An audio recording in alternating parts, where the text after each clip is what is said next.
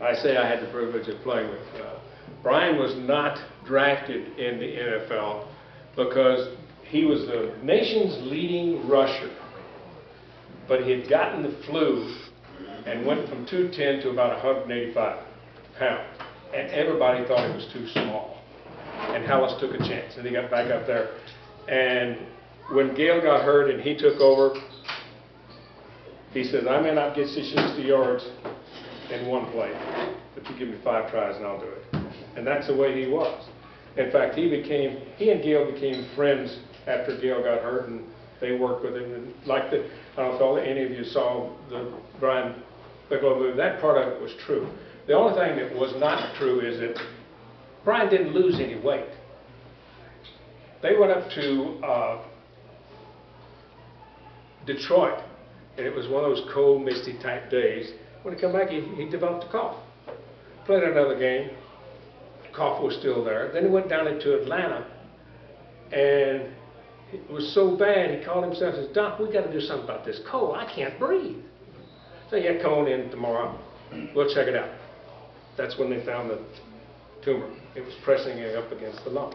But he didn't lose any weight from it. It was just, he thought he had a cold, and then they found it.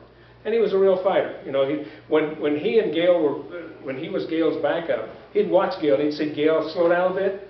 He wouldn't ask the coaches. He'd run out there on the field, tap Gale on the shoulder, and say, "Get out."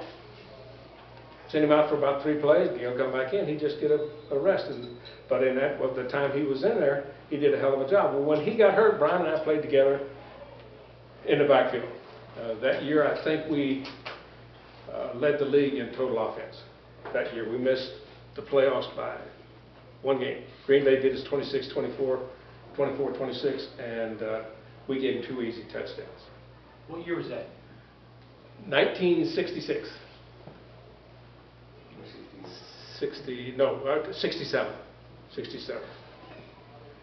Because I got hurt in 68. And that's when Brian and Gale played together, and that's when they found the and on top of that I tell people now that I was the first one to know that Brian had cancer. Because I was in the doctor's office I got hurt that year.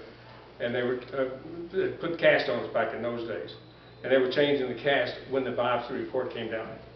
That was the first one to know that it was cancer. They said, "Ronnie, you can't tell anybody." That was Wednesday. Well, in the movie, Gale announced it in the locker room on Sunday. So I didn't tell anybody for 4 days. But I knew. And it's a tough thing to really go through.